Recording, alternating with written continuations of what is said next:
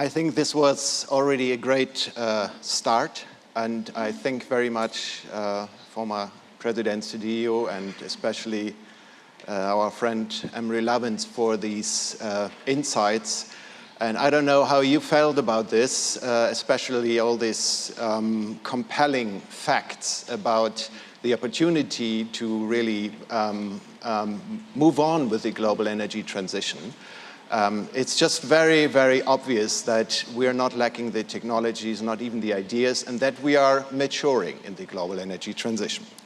But we are here in Japan in the months of June also because of a very important political gathering. And there's no doubt that politicians of the G20 countries are shaping the global energy transition in one way or the other. And how they do this is very important in terms of, excuse me, very important in terms of the time that we have to really embrace this global energy transition.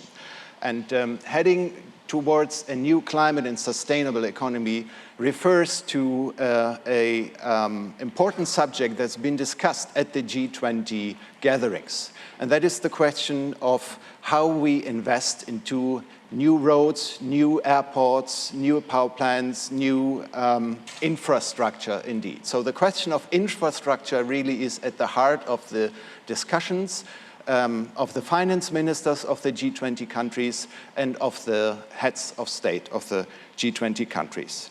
The new climate economy has calculated some 2 years ago a compelling number of some 90 trillion US dollars to be invested within the next 12 years into these new infrastructures.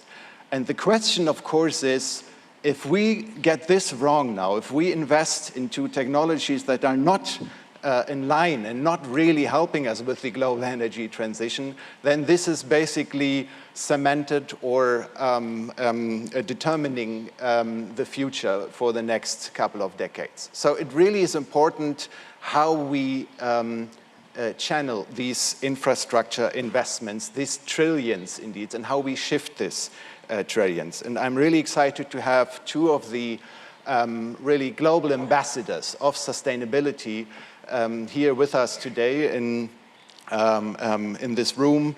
I'd like to introduce to you to Mr. Hiroshi Kumiyama, who is the chairman of the Mitsubishi Research Institute and a co-chair of the T20.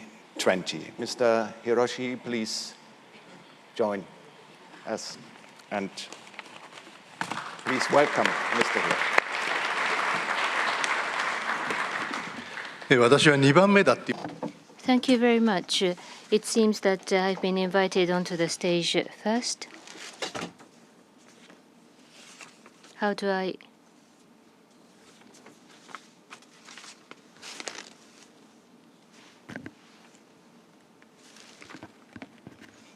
Thank you very much. Innovation toward a decarbonized society. This will be the topic. First of all, saturation is the reality, the most important concept. In the 20th century, at a rapid speed all over the world, human activity exploded. As a result, in the advanced economy, saturation really has become a reality. This is an example of Japan's steel industry. There is so-called urban mines. How much steel is being accumulated in Japan? This is the total amount of steel that exists in Japan. In the 1950s and 60s, about half a century ago, there was very little amount of steel in Japan. What does that mean? There were no large units of automobiles nor buildings. But in the 1960s and 70s, Japan underwent high economic growth, and the number of automobiles surged. And of course, the number of buildings also rose. But then they saturate. And that is where we are right now. Well, then, How much is the total amount of steel that exists in this country? 10 tons per person, more precisely 10.4 tons per person. Most of the advanced countries have similar levels of steel per person. They're at a point of saturation. When will the global point of saturation? Look at China. As of 3 years ago, as of 2016, the number is 7 tons per person. It's reaching 8 tons. By 2025, China, with respect to automobiles and buildings and the steel contained in these, they will come to a point of saturation as well. What about the whole world? It's said that the world will reach a point of saturation in terms of steel volume in 2050. This includes Africa and countries like India. What happens if a point of saturation is reached? And that is most crucial. To give you the conclusion first, we will no longer require iron ore. Iron in air would rust. So iron ore is ferrous oxide. So what we're doing is removing oxygen from iron ore. That is the process of steel making. Now, once iron is turned into steel, you cannot discard it. A car, once disused, has to be melted to be reused into buildings. Scraps are cheaper. Scraps are steel, not oxidated. All you need is to melt it. So energy to remove oxygen is 27 times greater than the energy needed to melt. So that is 4 times more costly in terms of cost. And so once the amount of steel saturates, then we will be able to start saving energy. So saturation is hope, actually, for the humankind. Well, then, as far as energy is concerned, this is from a U.S. think tank. It's a data that generated in the last decade or so. When a new power plant is built, how much electricity is being generated from that? It's a plot of that. On the far right, 2018, which is last year, as of last year, renewables, including wind and mega solar, the so-called mega solar, large-scale solar, 4 cents per kilowatt hour. And then comes gas, and then coal and nuclear power. Well, we were sorry to the rest of the world when Fukushima happened. With 3/11, Fukushima had an accident, and we have started to spend so much cost on safety for nuclear power plants. As a result, the cost has risen to 16 cents. So we have a lot of renewables in terms of volume. It's sufficient. 10,000 times more energy can be derived from solar rays alone. So with 1/10,000 of energy available, we're able to fuel the whole world. And no doubt we will be heading toward that direction. So what could new power plants do last year in terms of the investment? 70% of the investment in energy was directed to renewables. 25% went to thermal, including gas and coal. 5% was spent on nuclear last year. So the question is how to accelerate this trend, which is a challenge before us. Well, in the case of Japan,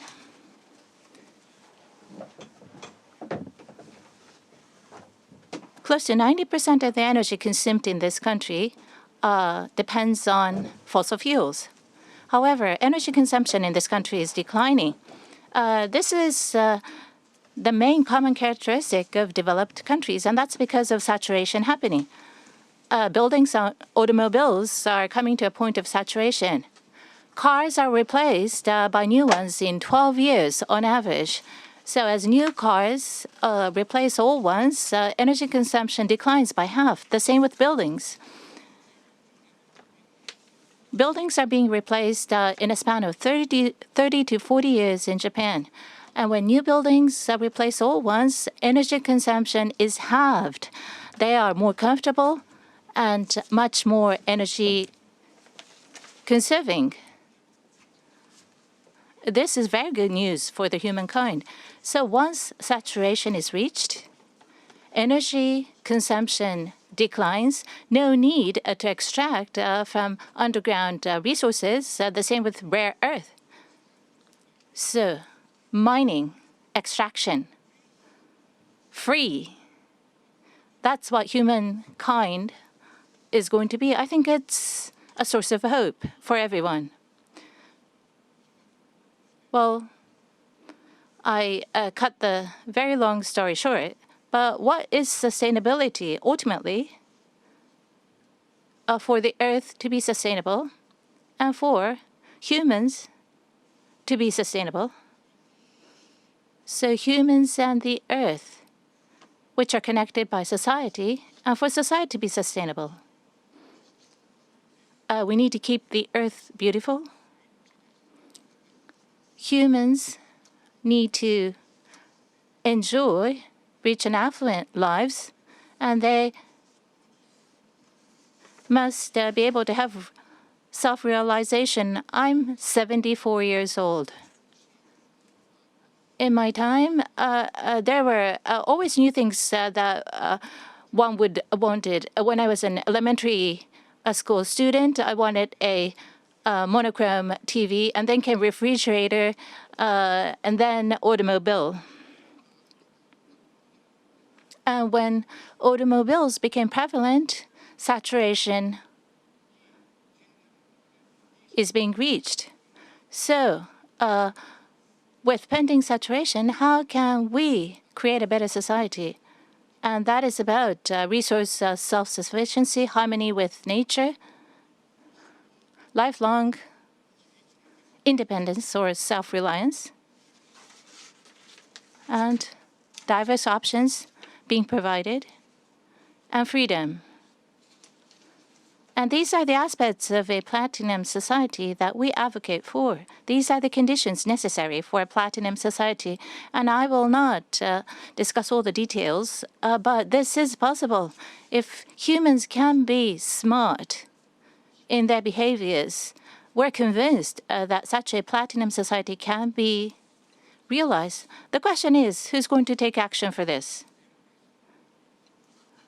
Dr. Lovins is in the Rocky Mountains. He has done very innovative experiments, and so I respect him utterly because of being so innovative. There's so much that we need to do. We need to translate our words into action. That is what is required of us, including myself. There is hope. By 2050 or so, the energy costs will approach close to zero. And the reason is, be they windmills or solar panels, solar power generation, be they hydro power generation plants, it's the question of initial costs. And of course, maintenance costs to some level will be required, but it's going to be quite cheap. So if we can pay for the initial costs right now, that could be a positive gift to the future generations. So in that regard, we may have to pay quite a lot in terms of energy cost today, but between 2050 to 2100, the costs will start to decline, logically speaking.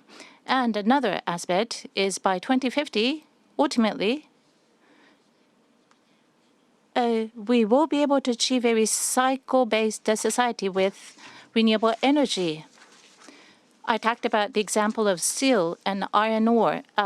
Another pending urgent issue is what to do with plastic. Plastic is a crucial issue. Another is bioresources, biological resources.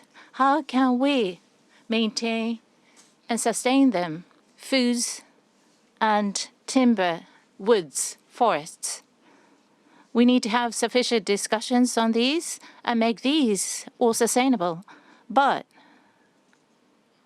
in my view, affluent and sustainable Earth, where no one is left behind, an inclusive society as such, if we can be smart enough, this is a very realistic dream that we can achieve.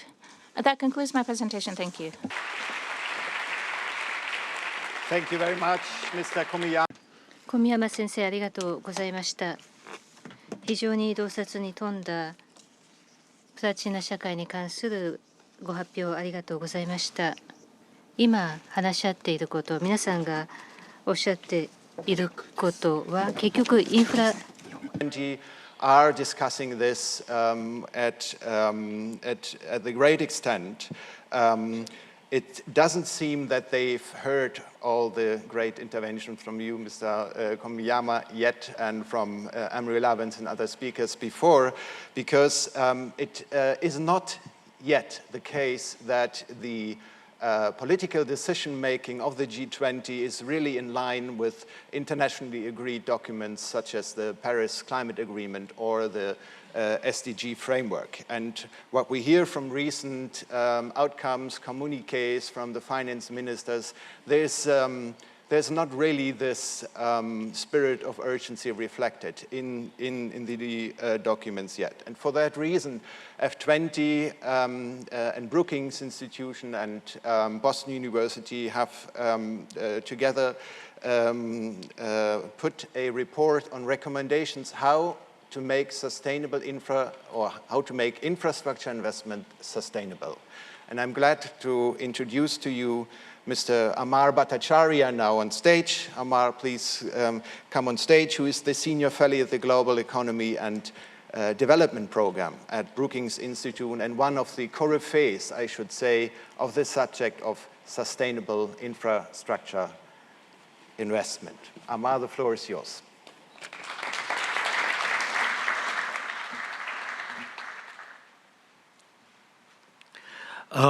Thank you, Stefan. All I can say is I wish every G20 leader heard the previous three speakers. So it's really good to have the art of the possible inspiring them, but also in an evidence-based way. So from that high level, I'm going to turn to the world of policy and the role of the G20. I'm going to base my presentation from three perspectives. The New Climate Economy Report of 2018, with which I was associated, one of the authors. Second, the paper that we produced for the F20. And third, in a lot of this work, I will draw on extensive joint work with Professor Nicholas Stern, with whom I have been working on these issues for some time. So the theme of the first one is very much embodied in what President Zedillo said, which was very much urgency scale, and what Amory Lovins said about opportunity. I want to come back a little bit to the notion of infrastructure, the central role that infrastructure plays in this challenge. Energy is one of the systems, but I want to talk about the other systems. I want to talk about G20 because that's a critical political body in driving change, but why we need to accelerate change and why we are failing in that task. So even since the landmark agreement of Paris, as President Zedillo pointed out, we are learning that not only was ambition not enough in Paris, but the science is telling us that even since then we have moved in a world where the case for scaling up, the case for acceleration has become even stronger.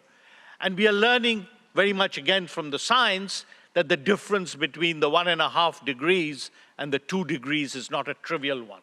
There was a paper just came out yesterday that showed, in fact, the health costs associated between these two are very, very significant.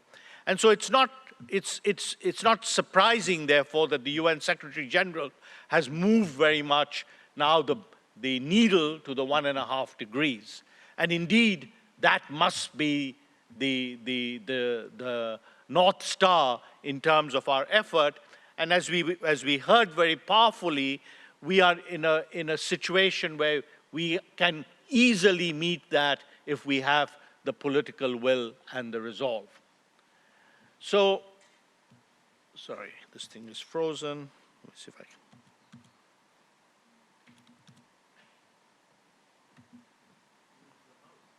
Yeah, I was going to move the mouse. Yeah, okay. So I think I moved a lot of slides. Okay, so let me quickly come to what does it mean in terms of the emissions targets. And again, this is science-based. It's very clear. If we want to reach the 1.5 degrees, because we are talking about concentrations, we need to be able to cut emissions by 50% by 2030. And we need to be at net zero by 2050. For 2 degrees, it's 20% by 2030, and net zero by about 2075.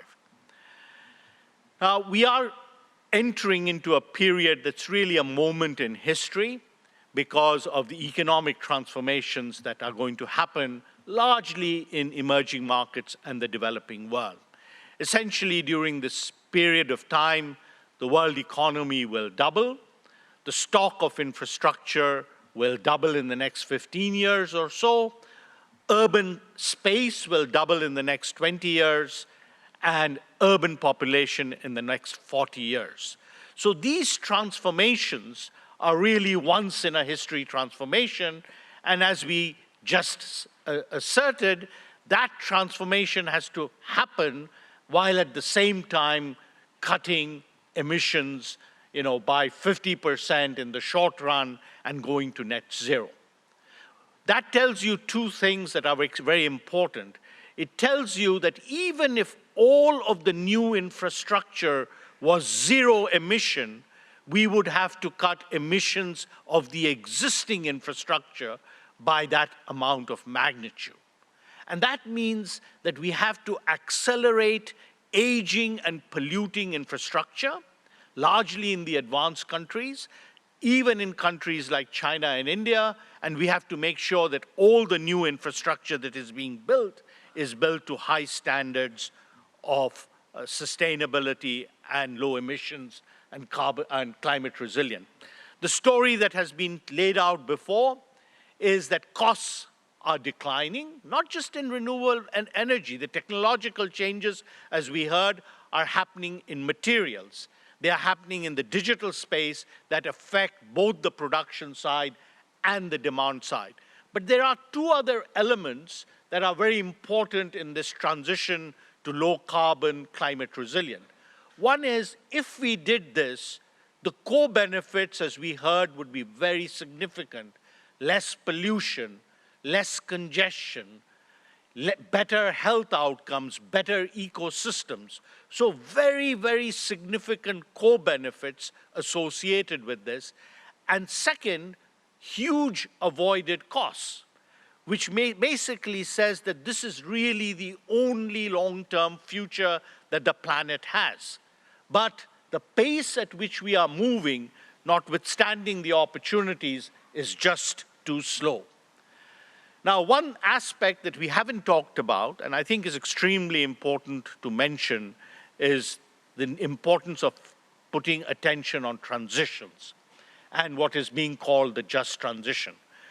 With the Gilets jaunes in Paris and, with kind of the coal miners talked about in Pennsylvania, it's extremely important to be smart in thinking about transitions, not coming from the low carbon transition alone, but from technological change, from globalization, all these forces, and in terms of the future of work, but managing these transitions will be of crucial importance in getting a sustainable outcome. And the reality is that most advanced countries did not manage these transitions well, and we know that there are real good solutions that could have been applied. Okay, very quickly coming to infrastructure. Infrastructure is the glue that ties together the Sustainable Development Goals. It's the backbone of inclusive growth. It is what empowers people and enables them to participate in terms of human skills, in terms of good health, and it is key to environmental sustainability. So it is not surprising that there has been tremendous focus on infrastructure since the milestone agreements of 2015. But we recognize that infrastructure is quintessentially complex because we are really investing in future generations. We are making choices about networks. Externalities are the dominant feature of infrastructure, and the choices that we make will endure for a very, very long period of time. And as I have mentioned, we now add to that the urgent challenge to cut carbon emissions. So getting this policy framework right for infrastructure is done right in very, very few countries. It's certainly not done right in many developing countries, but it is not done right in the United States. And there are three reasons for it. We find it first very difficult to make decisions. Decisions are made on short-term political cycles, but we are deciding the fate for generations to come. But it often is that a major reason for gridlock is decisions don't get made. Second, we typically make the wrong decisions. And third, we face tremendous problems of integrity and corruption in the infrastructure arena. So getting this right is very important. And we have to operate and think about this in the key systems. We heard very powerfully about energy, but there are equal actions that are needed on cities, on food and land use and natural infrastructure, on water, and of course on industry, as we heard as well. And we also learned from Amory Lovins that there is no such thing as a hard-to-abate sector. And so if we did all this, we will get the transformation that we need. And what we are realizing is that these transformations are actually an opportunity for a better growth. So why is it that the G20 doesn't see it that way?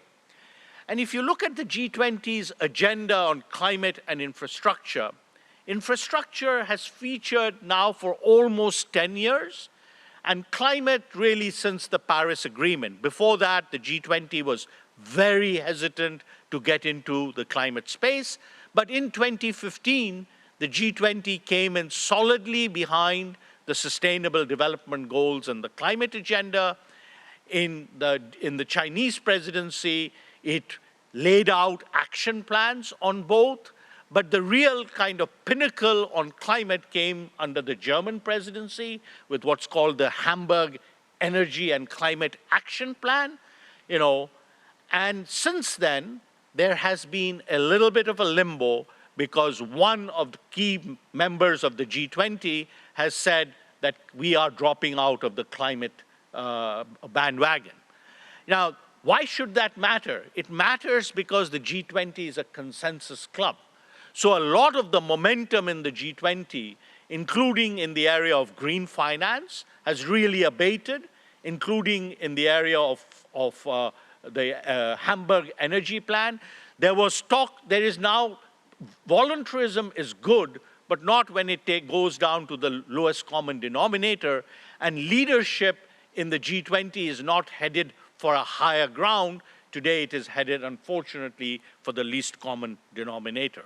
So raising leadership in the G20, and I'll come back to this, is going to be extremely important.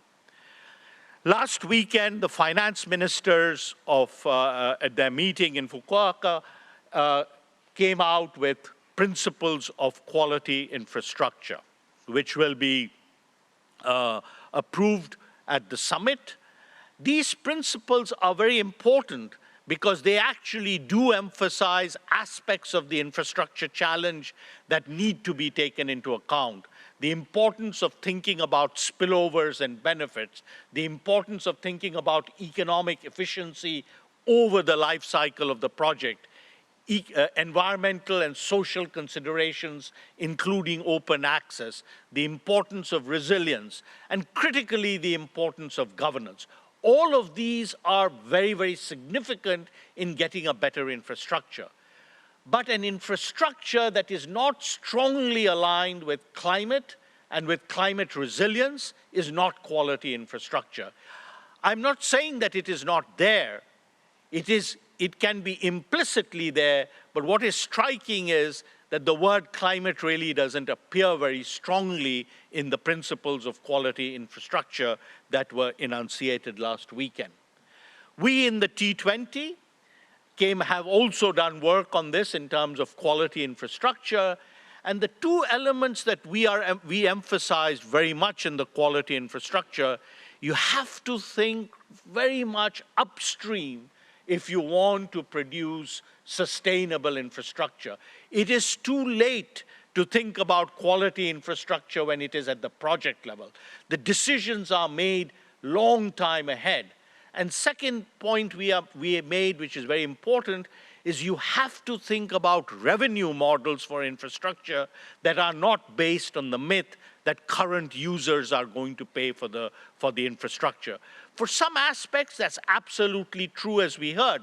But for many kinds of infrastructure, we have to think about this in a very long-term way.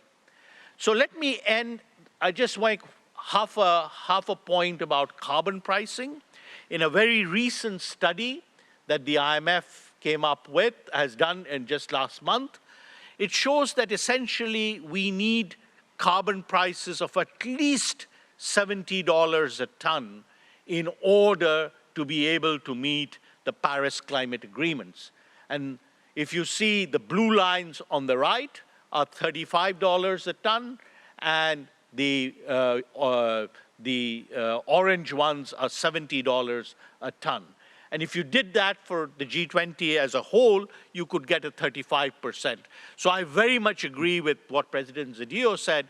This has to be a primary instrument. And of course, the first step is getting rid of negative carbon prices, which is fossil fuel subsidies.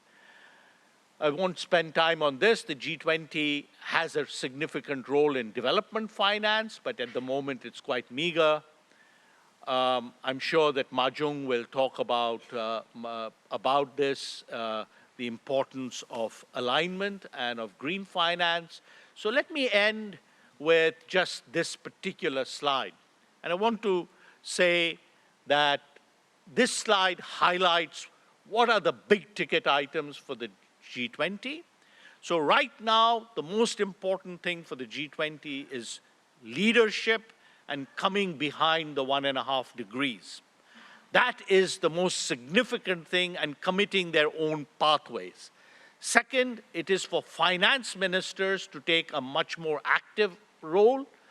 On the policy side, as I said, carbon pricing, elimination of fossil fuel subsidies. On finance, I want to end on this one. On finance, why is finance important? These investments can pay for themselves, but in emerging markets and developing countries, there is a critical shortage of access and of cost of capital. And for that, we need the development finance institutions to scale up, okay? At the moment, they are being held back because there isn't a consensus, particularly within the G7, to scale up these institutions. So it's extremely important for the F20 to come in and to say that let us use those instruments that we have to scale up to the ends that we need. So the G20 has a critical role to play. They have played a positive role, but if we want the transformations, the political will, the political momentum in the G20 has to be at a level that it is not at right now. Thank you. Thank you very much, Amar. Very, very clear messages, I guess. Let's hope that the presidency of the G20 and the heads of state of the G20 countries are listening to this.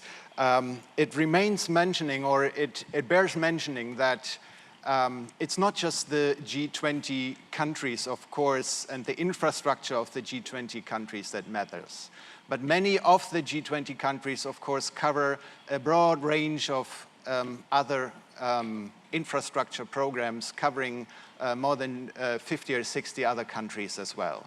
So the guidelines for infrastructure investment in the next years will not only be applied then in the 20 countries, but in many, many other countries as well, especially in countries of the Global South.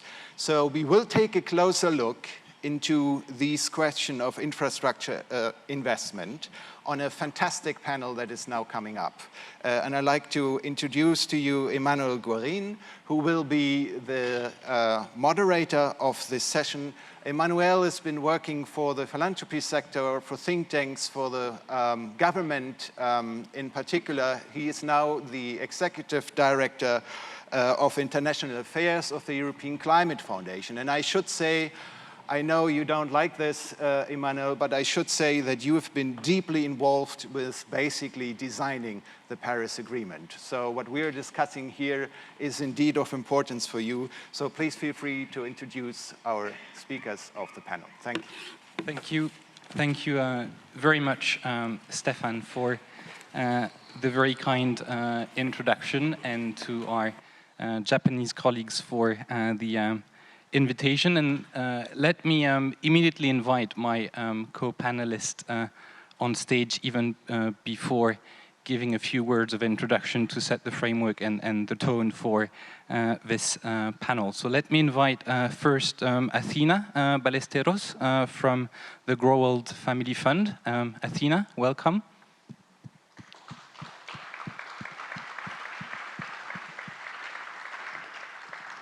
Let me invite then Michio Morisawa from the Carbon Disclosure Project, Japan.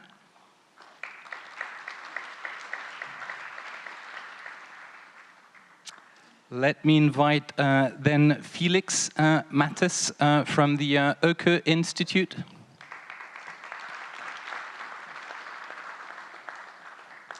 Let me also invite Ma Jun, who is wearing many different hats, but I must say all of them very elegantly and effectively, including the China Green Finance Committee and the G20 Green Finance Study Group.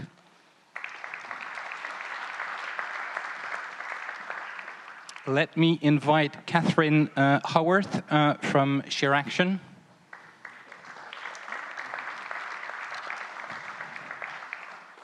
And finally, let me invite Frank Risberman from the Global Green Growth Institute.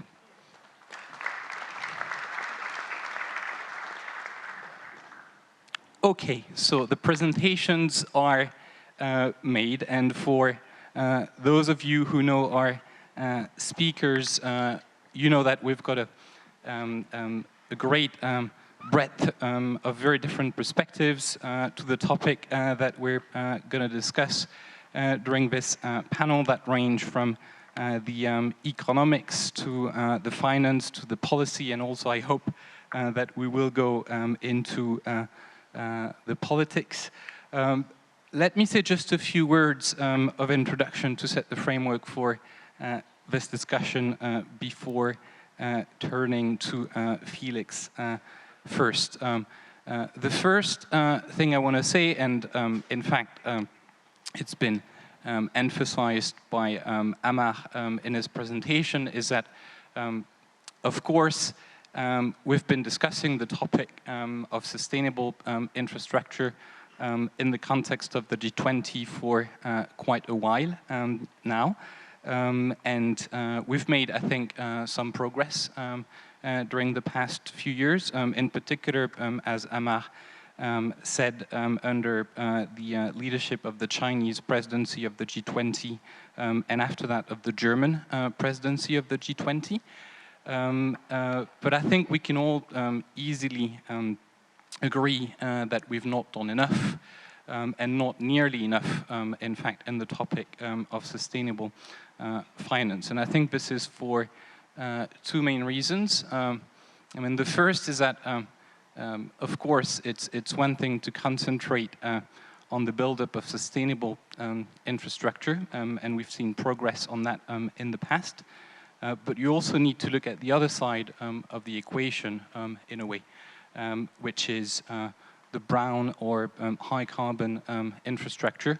And here, unfortunately, we've also seen a lot of that type of infrastructure being built in the past few years, be it on oil, on gas, but also on coal, which is something that is particularly relevant in this region. So I think in the comments that are going to be made during this panel, it's important to concentrate both on the build-up of the sustainable infrastructure and what's the framework to incentivize that, but also the framework that needs to incentivize the phasing out of the unsustainable infrastructure, in particular on coal.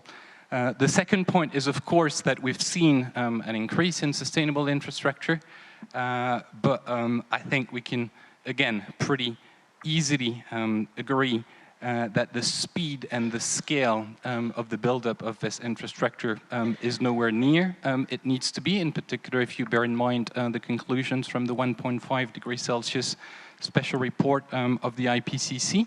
And so in making our recommendations to the G20, I think it's really important to keep in mind the issue of scale and the issue of speed, again, as was pointed out by earlier speaker. So I'll leave it there for the introduction. Invite Felix first to give a few words, which I think will set the scene for the rest of the discussion, and then we will follow the order that is planned. I would encourage everybody to be rather short in their introductory remarks and focus on what you want the audience to remember in your presentation, so that we can have a second round of exchange where hopefully we can build up on the comments made by the others. So Felix. Yeah, thank you very much. If I could have the remote control. Yeah, first of all, thank you very much for inviting me here. So my perspective is a little bit different than the perspective of the keynote speakers. I've worked for more than 30 years on implementation of energy and climate policy, and so my perspective is more the lessons learned from the machine room of energy and climate policy. And I think I would like to highlight essentially two issues. If you could start the presentation. The first is why we need holistic approaches. And I think if you really look through the history of energy and climate policy, and if you have a look on countries or jurisdictions which have been successful or have been not that successful, then essentially it is about how carefully and how thematically four different strategies have been addressed. The first, and this is the very popular in our scene and among politicians, is paving the way for the clean options. It's creating the new jobs. It's the good news. The bad news is it requires high upfront costs. And the third challenging news, it depends on the ability, the capability to manage structural change, because it is not about technologies, it's not about cost, it's about new types of technologies, new structures of cost, new structure of players, and new spatial patterns of the energy system. And managing this structural change is key. This is about energy efficiency, electrification, renewable energies, CCS, etc., etc. It is about technologies, but more important, it is about market design. Because if you hear Emory, then you can ask the question, why does this not happen? It's essentially an issue of market design. It is getting much more complicated if you come to the second point. If we really take seriously the challenge of global warming or global climate change, there is a need to design the exit game for the non-sustainable capital stocks. So we have not enough time to wait until these high carbon assets are coming to the end of their economic lifetime. And so it is about coal, it is about petroleum products, but not for today, but in a few decades, we will need to discuss the phase out of natural gas. And the same will apply to high carbon industrial processes. And that tables the issues, what with the people, what with the regions, and what with just transition. I spent the second half of last year in the German coal phase-out commission, and definitely the design of the exit game is no fun. And this is one of the key barriers for sufficient climate policies. The third is that we need to trigger infrastructure adjustment with sufficient lead times. So we need to leave the myth behind that the carbon pricing or the market will deliver all the options. There is a need for making infrastructure decisions, and in my country, where we need planning and licensing and implementation time for new infrastructure of 15 years, we need to make decisions 15 years in advance, and that means we need to make decisions for different infrastructures: electricity, gas, heat, hydrogen, maybe CO2, and definitely transport. And it is not only about upgrade, it is also about downgrade, it's about overlay and transformation. And there we have the issue of regulation, but also of raising acceptance of the people. And the fourth, and that is again famous for politicians, is making innovation work in time. Innovation will play a major role, but having said this, we already know what options are available for the next 20 years. And so to have a careful differentiation between implementation and planning for innovation for the next phase is important. And I think it is important to highlight these four strategies. And if it comes to my country has been pretty successful in strategy number 1 and 4. And we have major delays and major deficits in strategies number 2 and 3. And the result is that the emissions don't decrease as fast as it would be needed. And I think I would highlight we need to have a symmetric approach to address these four strategies. What does it mean for the G20? And I think from my perspective, there are essentially 3 major issues which need to be dealt with at the level of a G20. We need to have an exchange on best practices, on targets, as well on strategies and implementation mechanisms. We need to focus on technologies, but we need much more focus on market design and just transition. And I think we need a careful consideration what the success factors, but also what the factors for failure will have been. And I think there's a role for the F20. I've been a part of many government exchanges, and government exchanges on best practices tend to tell the success stories. Governments can't do differently, but the more valuable lessons learned are often from the failures. And there is a need for a platform which also discusses the failures and the lessons learned from the failures. The second is we need to have a very careful debate on rational policy mixes, because it is not longer on incremental changes where we work through the emission abatement cost curve from the cheap options to the expensive options. We don't have enough time to do so. And that means we need to have more comprehensive policy approaches for transformative modernization instead of incremental modernization. That includes that we need to highlight that we need to have an exchange on an enlightened use of carbon pricing. From the incentive perspective, I agree that this is an important part of the policy mix, but we also need to have a discussion on the revenue recycling from carbon pricing mechanisms, because this will be a key element to enable just transition, and we need to have a conversation on carbon pricing to limit the debate and to limit the barriers which arise from the debate on carbon leakage. Last but not least, what the energy transformation and this transformative modernization of the energy infrastructures will also trigger that we will see a new international interrelations. And what we urgently need is a governance system for internationally traded green energies. Because in many, many jurisdictions, this will play a major role. And without a global governance system on these internationally traded green energies, we will end nowhere. And the same applies that we have an increasing debate on greening of the value chain.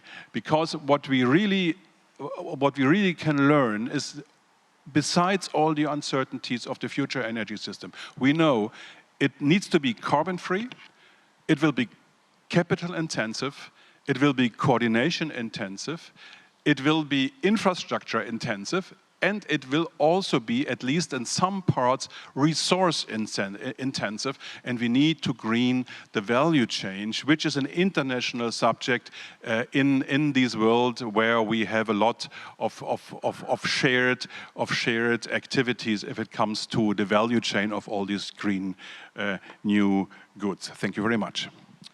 Thank you. Thank you very much, Felix, for sharing with us some of the lessons coming from Germany and more generally from Europe, where indeed some of these issues are very live politically, and also for sharing with us some very concrete recommendations on what should be the role of the G20 and the F20, and particularly agree with you that the point number 2 in your strategy and the retirement of the high carbon infrastructure is going to become more and more of an issue in an increasing number of countries, and is going to be macro relevant, and therefore I think an issue for the G20 in the future. Let me turn then to Frank from the Global Green Growth Institute with, I think, more of a focus on the policy dimensions of what we're discussing on the basis of a recent report that you've just issued in the context of the G20. Frank. Thank you, Emmanuel. Yes, we work in the practical implementation of this transition. Since we are a very young organization, maybe just a word, we were set up in 2012 at the Rio +20 meeting by 12 countries to support this kind of transition. So we are, if you like, a club of countries like the G20, but by now we have 32 member countries and another 22 in accession. Basically a club of countries that are convinced that they ought to transition to a more green growth, meaning a more environmentally sustainable and socially inclusive model of growth. But of course, it's not so easy. We've heard this morning from many speakers that there are wonderful opportunities, but in practice we see 2 key obstacles. One is that many countries don't have the right enabling policy environment, and the other is that there isn't enough finance in at least the emerging economies and developing countries where we work. So yes, we work on supporting countries to have such a, what we used to call green growth plan, or now after the Paris Agreement it's called an NDC action plan or a low emission development strategy. And Fiji, the Prime Minister, proudly presented the Fiji low emission development strategy at the last COP. Indonesia has a low carbon development initiative now.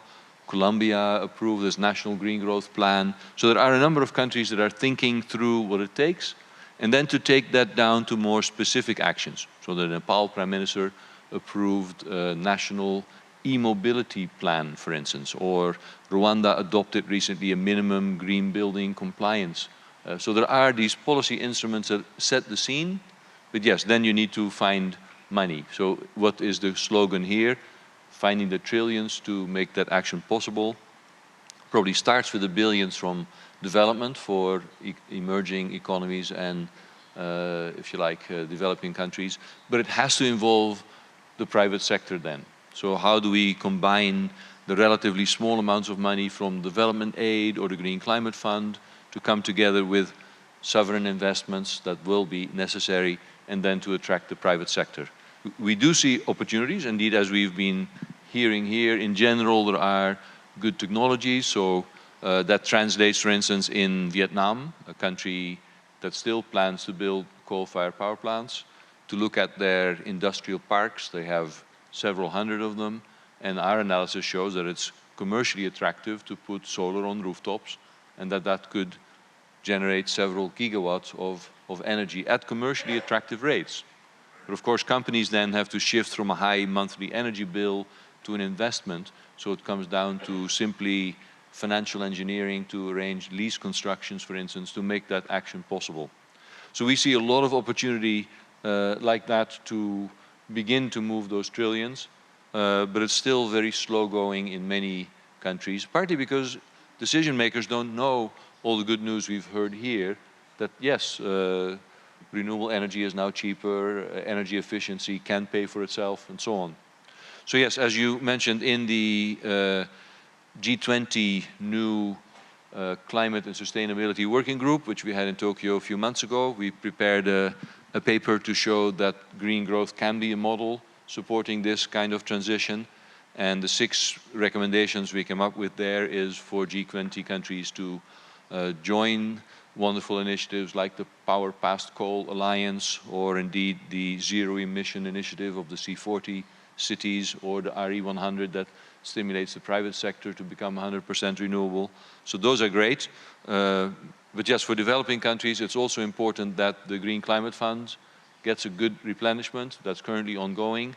And sadly, of course, the US won't be part of that. Wonderful to hear that Germany and Norway were among the first to double their commitment for the next round. But we do need more G20 countries to step up there. Of course, the third recommendation, as here, was that many countries still have fossil fuel subsidies. Some direct, some indirect. Last week was in Beijing in a meeting on energy access in least developed countries, and most least developed countries said, we don't have fossil fuel subsidies, but often they do have subsidized electricity prices, at least for low-income families, and as long as your energy mix is predominantly fossil fuel-based, you then do have fossil fuel subsidies, even though they're more hidden. And yes, we think that to include the private sector more in developing and emerging economies, G20 countries could expand mechanisms like their export credits or their guarantees that would make more action possible. And finally, the just transition means that we need much more awareness that there are many green jobs in this transition. We're currently doing a project to show for our members the net employment impacts of renewable energy that will make this transition more easy. And finally, we need more involvement, we recommended to the G20, of civil society, foundations, and other civil society action groups. Thanks. Thank you very much, Frank, for sharing with us some of the tools in the policy toolbox that is included in this report, and indeed very relevant for the discussion at the G20.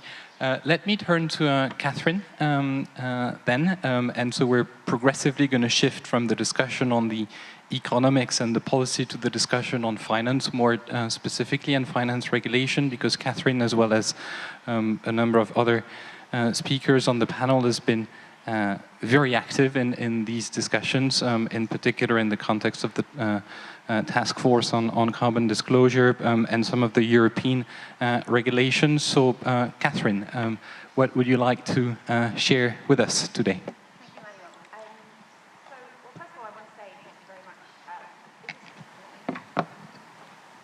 Right. Yes. Yay.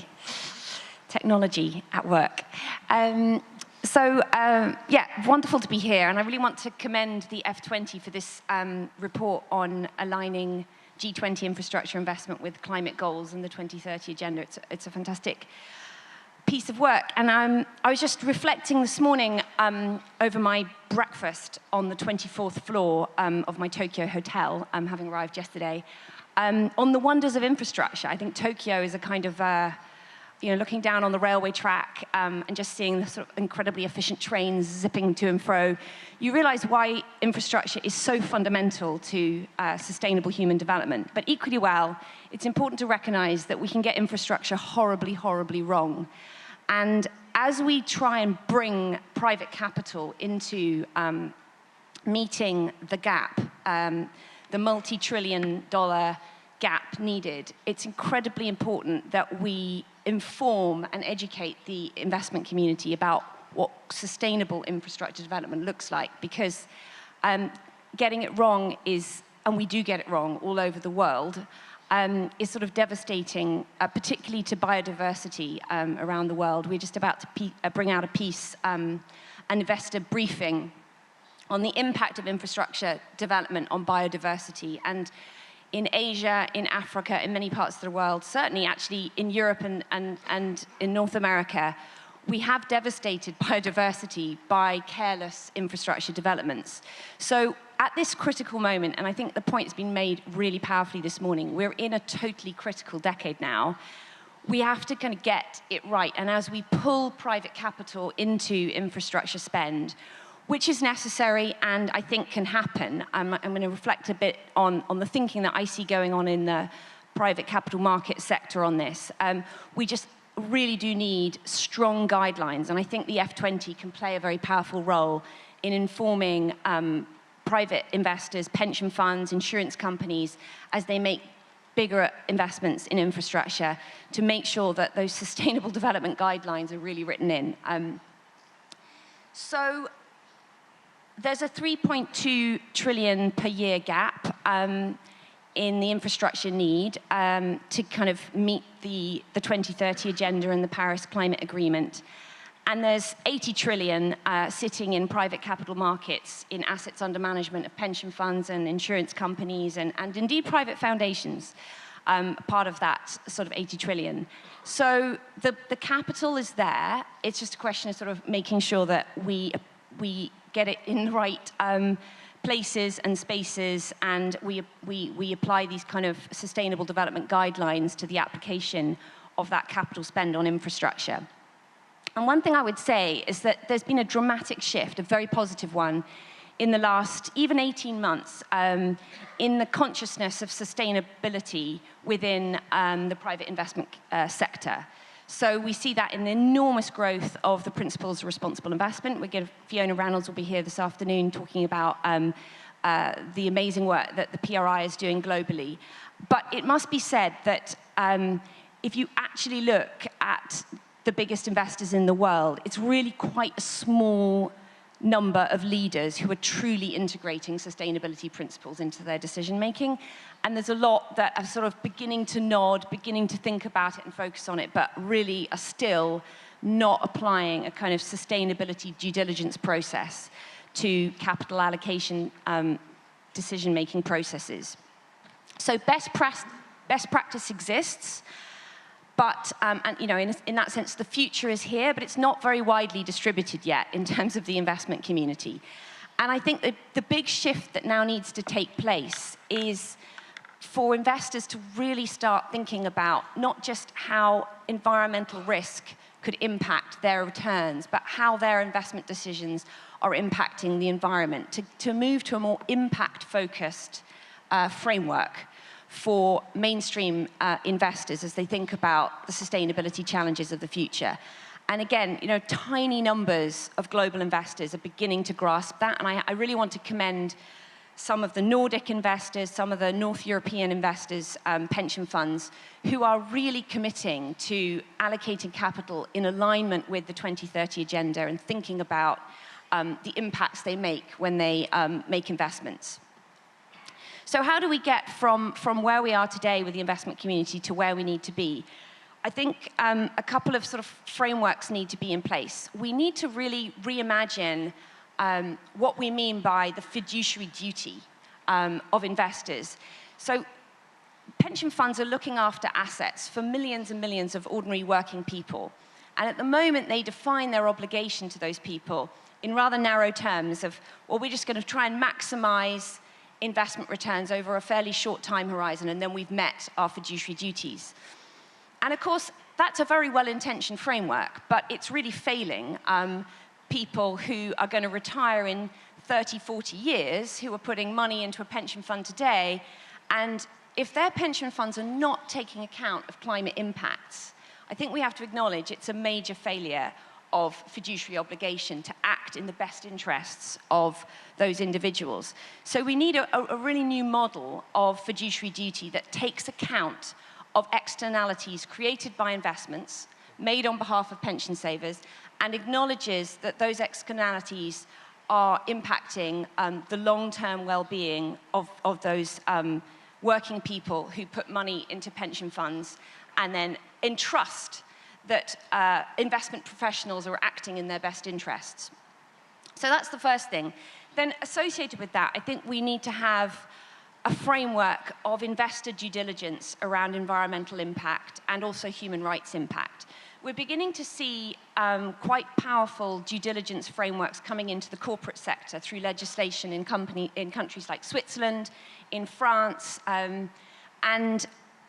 but we don't yet have investor due diligence frameworks built into legal requirements for investors. So I think that's a major sort of step that we need to take in the next decade, and we need to move there really fast. And in that context, I just want to commend the EU's Sustainable Finance Action Plan, which I think is a pretty ambitious framework, which has emerged just in the last sort of 2.5, 3 years.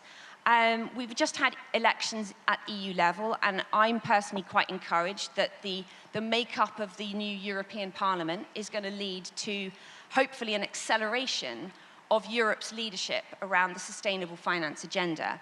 But what we're seeing out of the EU is new legislation which will require Europe's large investors, pension funds and insurance companies and asset managers, to truly acknowledge and report on the sustainability implications of all of their investment decision making.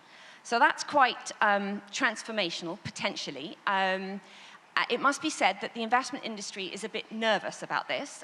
There's some anxiety about adding these extra, as they're seen, sort of burdens of additional decision making into the process for investment and capital allocation. But what gives me hope that we will continue the journey in Europe is that there's very significant growing public consciousness around all of this. I mean, people are on the streets in Europe demonstrating, and obviously all over the world as well, around climate goals. And you know, we've had, just in the last 2 or 3 months in the UK, a lot of action on the streets around climate change. And the great Greta Thunberg, you know, paid a visit to London and got everybody going. And you know, in the last 24 hours, Theresa May, a politician who's kind of limping off the global stage, poor woman, but she has put in place legislation which will require the whole of the UK economy to get to net zero by 2050. This is actually very radical new legislation promised in the last 24 hours, and it's coming from this kind of spirit from the street, I think. And that's also infecting the investment community, because at the end of the day, all of those citizens are also members of pension schemes. So we're seeing a very sort of positive, strongly sort of virtuous circle, I think, of dynamic around that. And I mean, our pensions minister in the UK wrote a piece in the Times newspaper a fortnight ago saying, we must make pensions assets a solution for the climate emergency. The climate emergency is a phrase that just came into currency just in the last kind of couple of months. And now we've got our pensions minister pledging that pension assets ought to be at the service of addressing the climate emergency. So this is really positive, a really positive sort of a new emerging dynamic. So final 3 quick points on what pension funds and insurers can do.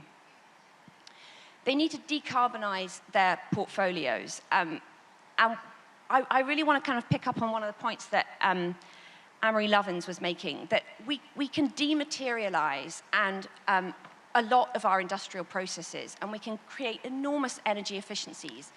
But that means that the owners of our big industries, whether it's chemicals or tech or cement or retail or agriculture, which are pension funds and insurance companies, have to be sending these strong signals down to the boards of companies that they want to see serious investment in the dematerialization of processes, the energy efficiencies that can be achieved. You know, we've seen the models, it's doable, but we need the owners, the capital owners of industries, to be sending that signal down, and it's beginning to happen, very positive. Second, we need allocation of capital into new green assets, and infrastructure assets in particular. And thirdly, we actually need to see the investment industry become much more vocal in demanding the public policies from governments that will get us on track. So, you know, where is the voice of the investment industry? It's emerging around the meeting of finance ministers as part of the G20.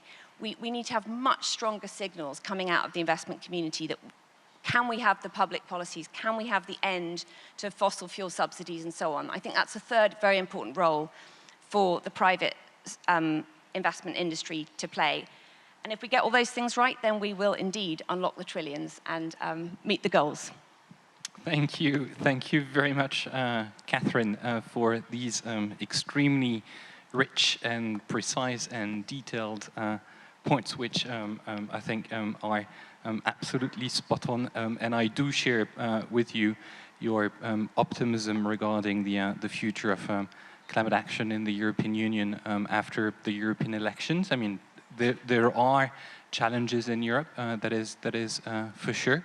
But I do agree with you that the broader political dynamics definitely point in the direction of doing more, and in particular in the era of sustainable finance. So let's stay on the same topic, but bring a different perspective, in particular a different geographical perspective, and continue with Majun. Those of you who've been part of these activities on the G20 know that Majun has been a relentless advocate for sustainable finance in this context for a while now, together with Amar Bhattacharya, who you've heard before.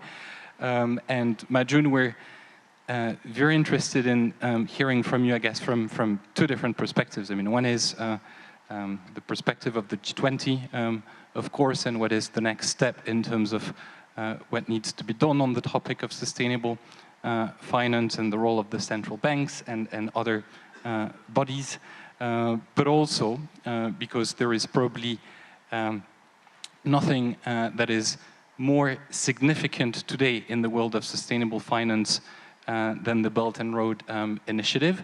And I know that you're also extremely active in this space and a force for the good and pushing for green investment principles. We would be interested, I think, all in hearing from you, both as a global citizen and as a Chinese citizen on these issues. Thank you. Thank you very much, Emmanuel. And also, I'd like to thank F20 for inviting me to this very interesting discussion on climate and sustainability. As Emmanuel said, I'm wearing many different hats. One of them is the chairman of the China Green Finance Committee that was set up by the central bank to promote green finance domestically in China. And also, last 3 years, I was co-chair of the G20 Green Finance Study Group. And this group is no longer existing this year, but some of the green elements are getting into the infrastructure working group. Also, I chair the NGFS, or the Central Banks and Supervisors Network for Greening the Financial System, for its supervision workstream. And also, I run the Green Finance Research Center in Tsinghua University. Now, let me just touch upon a few things. One is what China has been doing, very briefly, on green finance, and then the G20 effort, which we kicked off in 2016, and moving on to the Belt and Road, which I think is the critical part of our green agenda, especially in light of the climate perspective. Now, within China, we kicked off what we called a green financial system in 2014. At that time, we formed a task force on green finance, and this task force launched 14 recommendations. The idea is that we need to mobilize 4 trillion RMB per year for green and low carbon investments, but the government has no money. The government can only cover like 10% of the green investment demand, and 90% of the money has to come from the private sector. That's why the financial system has to make a huge contribution to mobilize these 90% of the green money. And what it means that we need to use all kinds of financial instruments, not just a loan, but also bonds, equities, funds, insurance, every possible financial instruments to mobilize the green financing, and also use incentives and standards and many other things to promote the green finance development. Essentially, in my view, at that time, as the head of the task force, was that we have to take a top-down approach. The bottom-up approach, or what somebody called the market-based approach, didn't work, simply because the market had a big failure. We end up with a situation of this climate challenge. That's why we have to use the government to drive most of the change in the green finance field. So we did 4 things over the past few years. One is we created a system of taxonomies for green financing. A system, I mean, we have now 3 different taxonomies. One is for green lending. We define what green loans should finance. And that was done at least, actually it was 7 years ago. It was a very simple 1-pager, 12 lines. And the second taxonomy was for green bonds, which we kicked off in 2015. It was much more developed. It was 10-pager and 31 categories. The recent version of taxonomy is called Green Project Taxonomy. That was done jointly by the 7 ministries. It was 60 pages, 200 subcategories. It's by far the most detailed, implementable green taxonomy in the world.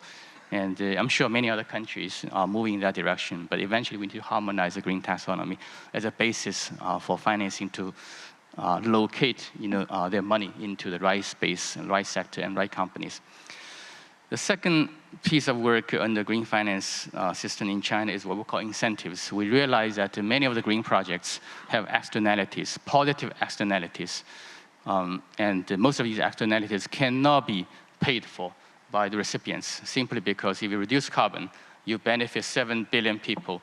How can the 7 billion people pay you? They don't pay you. And the projects are not profitable enough as a result. So the government has to incentivize them, or we find other ways to incentivize them. And we put in a couple of incentives. At the central bank level, we introduced what we call the Green Relending Facility. Namely, the central bank provides low-cost financing to the banks, and banks are asked to provide low-cost loans to the green projects.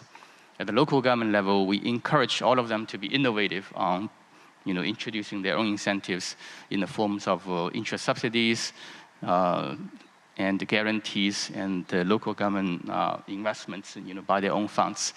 According to a recent study under our Green Finance Committee, the Chinese local governments have introduced 175 types of incentives for green investment projects. And the goal is very simple: to reduce the funding cost and make it easier and transactionally easier, and enhancing the return from a private investor perspective. That's why we can crowd in a lot more private capital than the public money or public incentives itself. The third element is disclosure. We fully realize that without disclosure, the financiers, the banks, investors won't be able to find the right projects and right companies to invest. That's why we began to introduce compulsory disclosure requirements. CSRC, which is the securities regulator, announced in 2017 that by 2020, China will introduce compulsory requirement for all listed companies to disclose environmental information.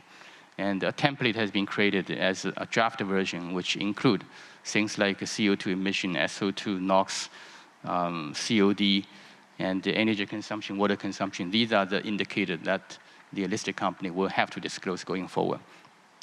The last piece of the green financial system is what we call a suite of products, because the different green projects require different type of financing. Some require short-term, some require long-term, some want money that can tolerate risk, some require more liquid financial instruments.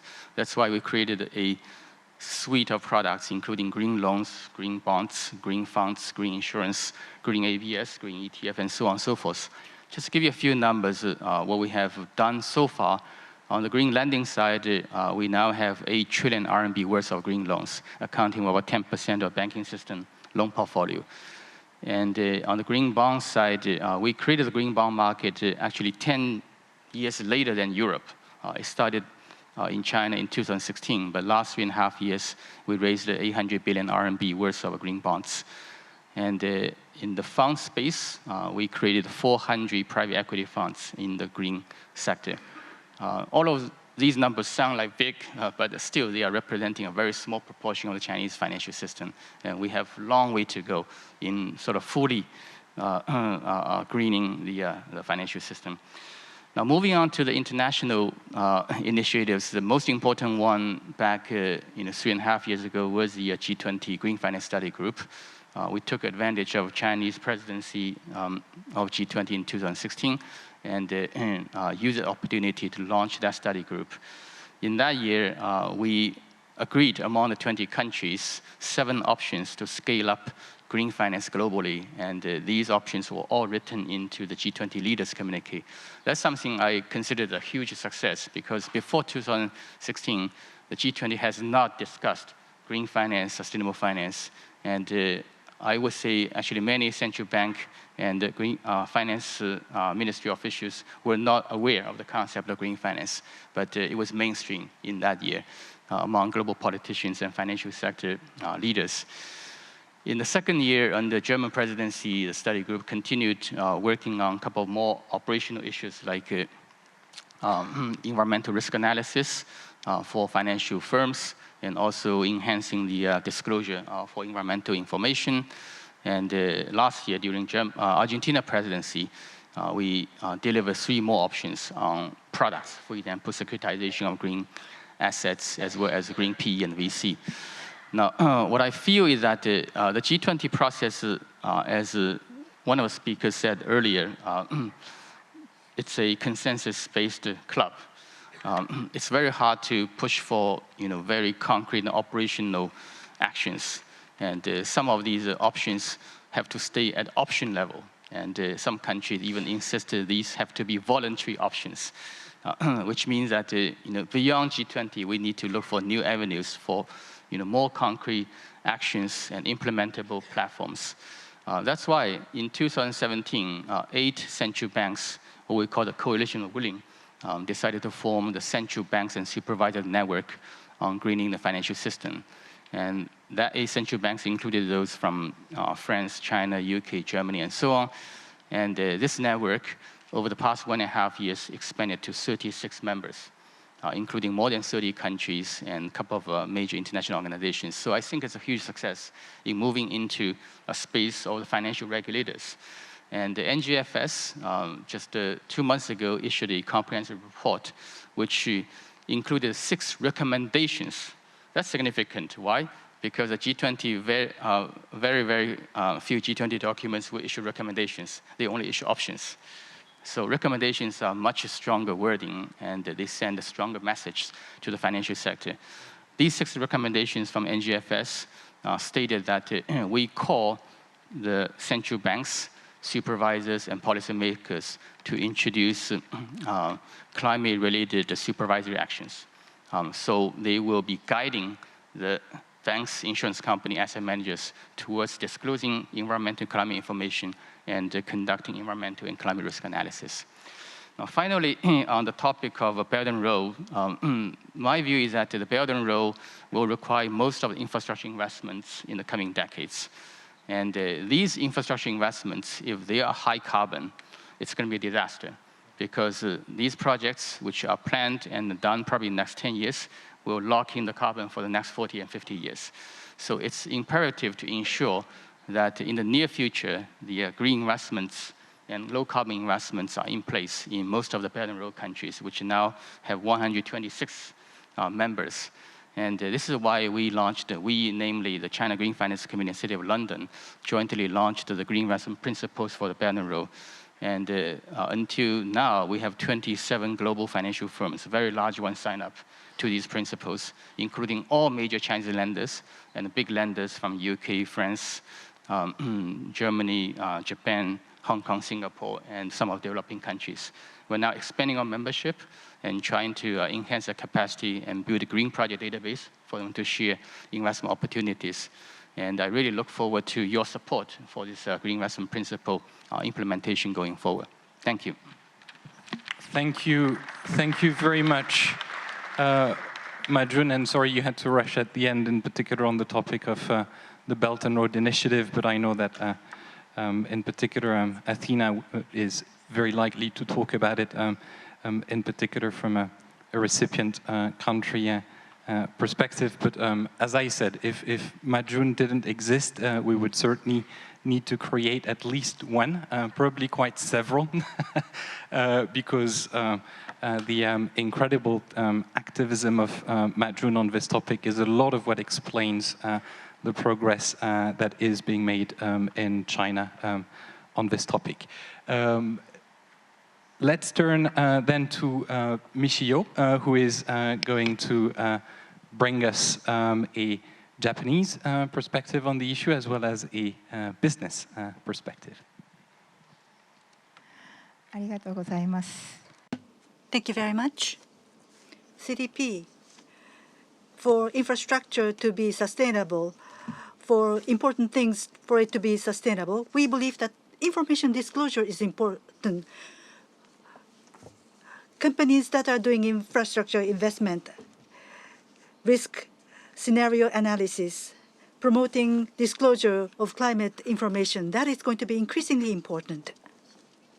At CDP, in 2019, June 4th, just last week, new climate change report we issued. Large companies around the world are facing $1 trillion of climate change risk. 250 companies around the world, as a result of climate change, they're exposed to a risk of $1 trillion. And there is a high likelihood that that would materialize within a matter of 5 years. Now, climate-related business opportunities are as much as $2.1 trillion. That is double the risk. So as such, when it comes to climate change, there are risks and there are opportunities. In 2017, CDP issued C40 Research Deadline 2040, and according to those estimates, in order to contain temperature rise to 1.5 degrees for 40 cities by 2050, they need to invest by $1 trillion. We hear $1 trillion often here and there. Such climate change action would be needed on the part of the cities. So these types of information, we can have this information as a result of disclosure from companies and local governments, best practice, which can be learned from activities of other companies, and also not by yourself, but what is being done in your value chain. Those are the things that will have to be watched closely. Now, expanding activities at CDP, the same is true for Catherine. What we have been doing is we have been sending questionnaires to investors, companies, and local governments about their work on climate change, and we have been getting replies and analyzing their replies. It's not just CDP. We need to work with various stakeholders to identify what should be disclosed. And we also have to promote activities for enhanced understanding on the part of the stakeholders to make disclosures. TCFD made that recommendation. Now, TCFD is a framework. In the security report of companies, they are promoted to make disclosure of climate change. This is not just a recommendation. It's important to make this mandatory. In Europe, there are movements to make this mandatory, but here in Japan, these activities have just started. Science-based targets, SBT, as it is called, or carbon pricing. It's important for companies to set these targets and set carbon pricing, and these commitments must be monitored. These quantitative commitments must be monitored. Now, infrastructure investments. CEO is Fiona. She's in Japan and will deliver a speech in the afternoon. In 2018, in the infrastructure investment area, for implementing ESG investment, due diligence questions were made public. ESG investment, the discussion is underway in equities and debt, but infrastructure, which is an alternative investment, various guidance is being created. What do investors need to do in order for them to be able to make correct decisions? You need data. There's a lot of information, but that information has to be looked at as data. And for investors to be able to make correct decisions, it's not just data. You need knowledge. You need insight to be able to analyze that data. Work is underway. More studies must be done, and it will need to go into the implementation stage. There's a lot of knowledge and insight coming out, using that insight to take action. That will be important, especially here in Japan. As we heard in the keynote address, we heard about knowledge and insight. We heard about various possibilities. But unfortunately, policymakers are not putting that into action. We still haven't gone to that stage yet. In order to make a change, we need proactive engagement by companies, engagement by investors, so that policymakers, we need to raise our voices so that the policymakers will start to work on these agendas. People who are here do have the knowledge and insight. And these are the people who are actually taking action together with us. One of the organizers here is Renewable Energy Institute. There are a number of groups in Japan who are active in this area. We need to raise our voices. We need to make our voices heard. NGOs must be equipped with knowledge, and we are taking that action. So we want to send a message to the policymakers. Decarbonization. We don't have coal as a resource. So we are still talking about just transition. For coal-producing countries, this is a very important discussion. Just transition, appropriate transition, these terms are being used. But I think it's very difficult for these terms to be translated into Japan. Reasonable transition. We sometimes hear these words. Because what we're seeing is not reasonable. We need to make a transition. In order to make a transition, we need to be looking at employees. Miners, coal miners no longer exist here in Japan. In countries where there are still coal miners working, just transition is a very important theme. We're importing coal for it to be used in thermal coal-fired plants. So it's unreasonable to continue to do so. So we need to raise our voices.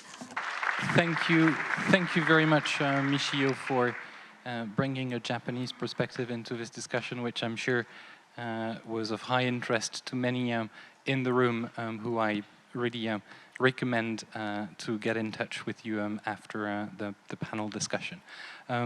Athena, you've got the final word on this panel, which is a very important position.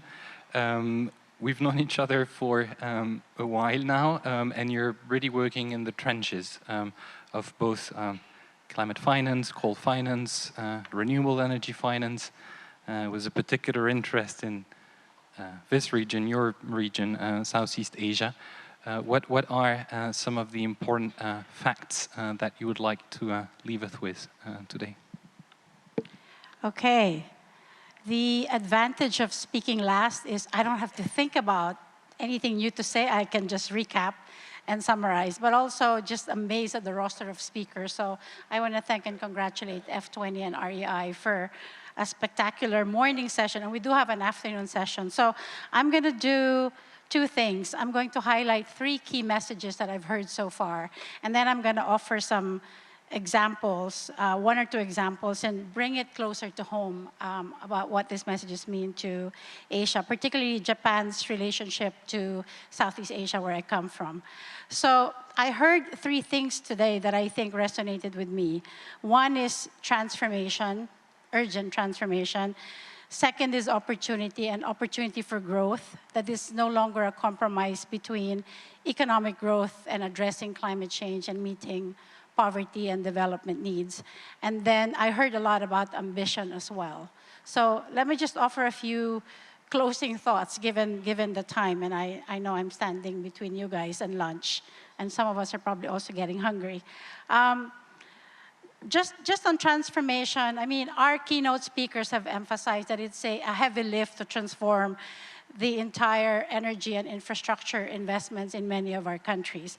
But just to zero in on electricity, and I don't know if he's around, but Mr. Nobuo Tanaka, who used to work for IEA and now the chair of the Sasakawa Peace Foundation, has emphasized his message yesterday in another event, that electricity still accounts for 40% of all global emissions. And therefore, that's where majority of the activity should be in terms of shifting the paradigm, shifting policies. But it's also an incredible opportunity to work towards sustainable and equitable development. Now, we have a little bit of a problem in my part of the world, in Southeast Asia, where despite all of Amory's vision and Amar's fantastic scientific and academic studies, my part of the world is leading in terms of current and CO2 emission growth, 85% of which is going to come from coal. We have a 70 gigawatt pipeline just between Vietnam, Indonesia, and the Philippines, at a time when we know we have to keep temperatures way below 1.5. So we do have a little bit of a problem. And this is also happening when we have countries who are beginning to announce phasing out of coal, mostly from industrialized countries through the Powering Past Coal Alliance. But we do have a situation where Japan is playing a major role in driving this investment in coal-intensive activities. Japan continues to be the only G7 country building new coal and continued coal use, 26% by 2030 as contained in its current plan. Japan's private banks continue to invest in our countries on coal, as you have alluded to. Japan is also the second biggest source of public funding for coal in the G20, when a lot of public DFIs are already phasing out of coal, as your report actually said. And I think more worryingly, Japanese firms are still investing and making decisions on coal, which potentially could be stranded assets in 5, even 10 years, and partnering with local businesses in our countries.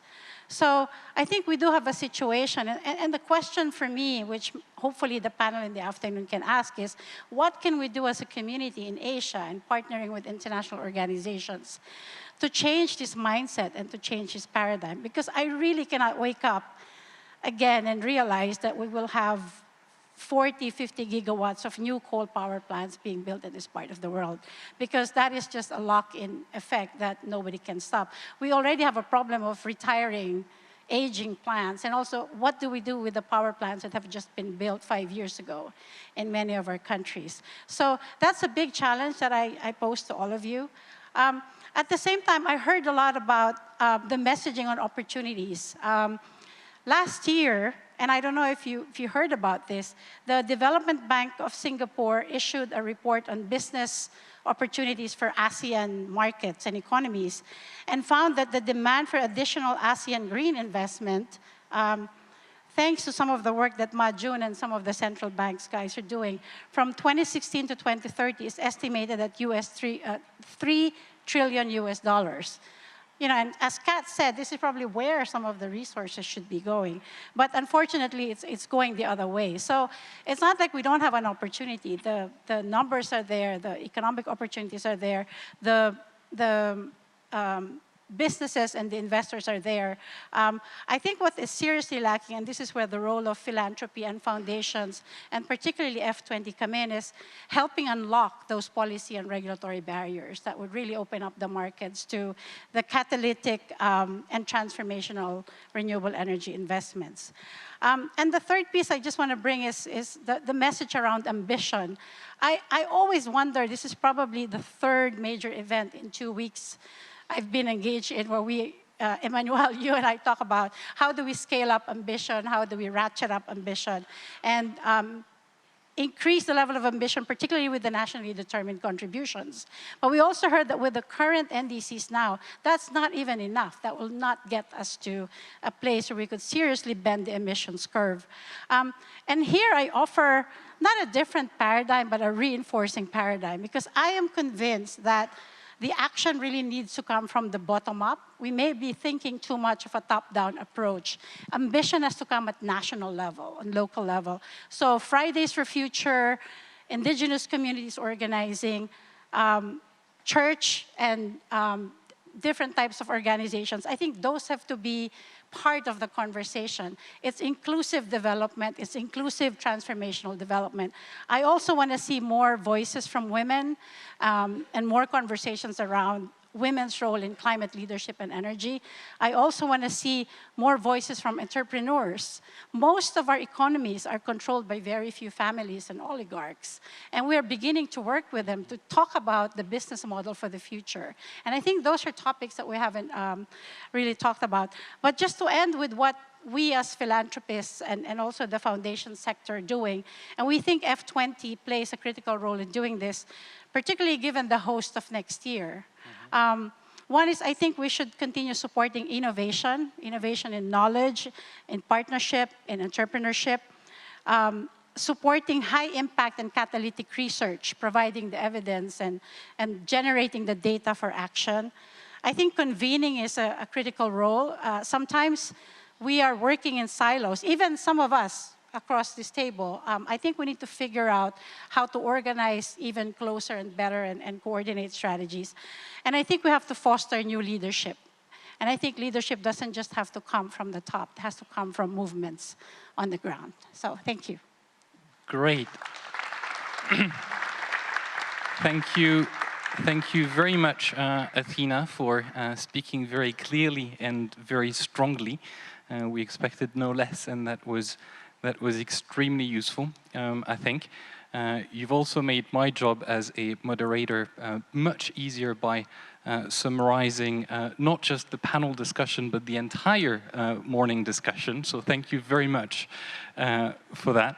I'm just going to leave you with two concluding thoughts before we all go to lunch, because I think those of us who've been part of these activities of the G20 for a while know that the G20 matters not just from a policy perspective and what is included in the declaration and is sometimes buried into one of these recommendations or options, but also for two reasons, I think. One is the political direction, the political signal that it sends, in particular the heads of state and government. And the second, which is sometimes a bit undervalued, is the mandate that it gives to other international organizations for conducting some very important pieces of work. So two thoughts on this.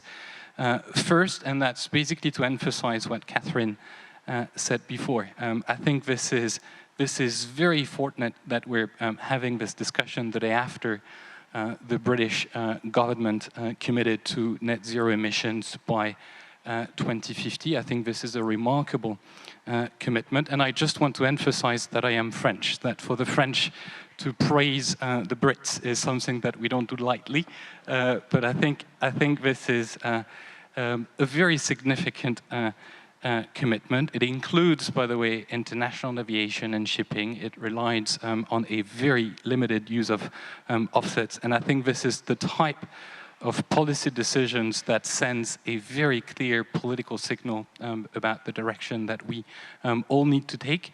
And it's been discussed in the context of the G20 for a while under the item of long-term strategy, but I do think that a large number of other G20 countries should do absolutely the same and have such a clear 2050 goal. The second issue, as I said, and we've seen that on the topic of sustainable finance with the work that has been commissioned to the network of central banks. The G20 is often very useful to give a mandate to these international organizations to conduct some work. I would personally argue that it would be very useful for the International Monetary Fund to be given a much stronger but also much more comprehensive mandate on climate that goes way beyond what it's doing right now, which is more on adaptation than mitigation, and when it comes to mitigation, more under the auspices of the fiscal department. But I think there is an agenda on financial regulation as part of Article 4. So just two thoughts to conclude this discussion, but I want to thank deeply all of our panelists for sharing with us their insights, and I want to thank you for being patient and going 8 minutes over time before breaking for lunch. Thank you very much. I'd like to thank you, Emmanuel, for chairing this fantastic panel. It is really quite unique to have this group of experts on one stage. Please be back at 2 p.m., so at 2 o'clock. The next panel will be looking into more details about the renewable energy transition, and it will kick off by Tasneem Essop, who is the Executive Director of the Climate Action Network, followed by a presentation from Sven Teske, who has done a scenario for the Leonardo DiCaprio Foundation, how we can actually remain under the 1.5 benchmark of Paris. So please be back at 2 o'clock. It's going to be an exciting second part of the day. Thank you.